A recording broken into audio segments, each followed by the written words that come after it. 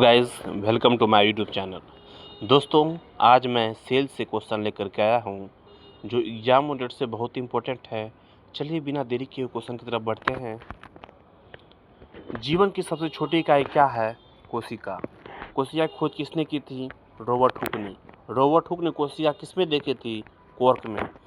कोशिका सिद्धांत किसने दिया था? स्लाइडर व स्वान ने। कोशिका का मुख्य भाग नहीं है, उत्तक कोशिका का मुख्य भाग नहीं है। झिल्ली, साइटोप्लाज्म, नाभिक कोशिका का मुख्य भाग है। प्रोकैरियोटिक कोशिका में क्या अनुपस्थित होता है? सच्चा नाभिक प्रोकैरियोटिक कोशिका में अनुपस्थित होता है। डीएनए, साइटोप्लाज्म, राइबोसोम उपस्थित होता है। यूकेरियोटिक कोशिका में क्या होता है? सच्चा नाभिक होता है। कोशिका की आकृति कैसी होती है? भिन्न भिन्न होती है। सबसे बड़ी कोशिका कौन है? शुतुरमुर्ग का अंडा। सबसे छोटी कोशिका कौन है? बैक्टीरिया। आरबीसी में क्या नहीं होता है? नाभिक आरबीसी में नहीं होता है। कोशिका का अध्ययन क्या कहलाता है? साइटोलॉजी।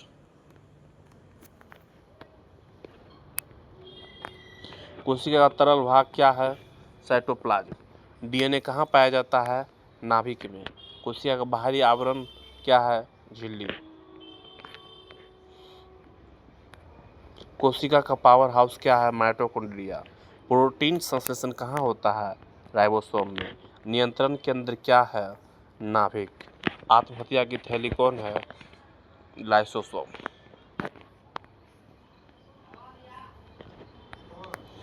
पैकेजिंग कौन करता है? Golgi body. कोशिका की फैक्ट्री कौन है? Endoplasmic reticulum.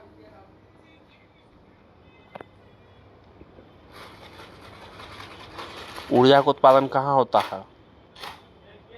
माइटोकॉन्ड्रिया में। पादप कोशिका में क्या होता है? कोशिका भित्ति। क्लोरोप्लास्ट का कार्य क्या है? प्रकाश संश्लेषण करना। वैक्यूल क्या कार्य क्या है?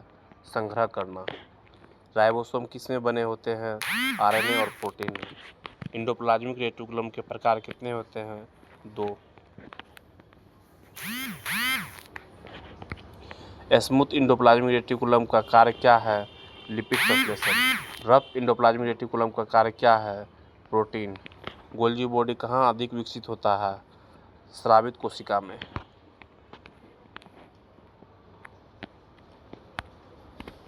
कोशिका झिल्ली कैसी होती है? अर्धपरागण में। पानी का आवागमन क्या कहलाता है? प्रासरण। गैसों का आदान प्रदान क्या है? विसरण। एटीपी का उपयोग कहाँ होता है? सक्रिय परिवहन में। झिल्ली का मॉडल क्या है? Fuel mosaic model. एंडोसाइटोसिस क्या है? अंदर लेना। एक्सोसाइटोसिस क्या है? बाहर भेजना। झिल्ली मुख्यतः किससे बनी होती है? लिपिड प्रोटीन से। पादप कोशिका की अतिरिक्त परत क्या है? भित्ति। कोशिका भित्ति किससे बनी होती है? सेलुलोज से। माइटोसिस क्या है? समान विभाजन। मियोसिस में क्या होता है? गुणसूत्र आधे। माइटोसिस का परिमाण क्या है? 2 कोशिका। मियोसिस कहाँ होता है? जनन कोशिका में। इंटरफेज क्या होता है? डीएनए प्रतिकृति।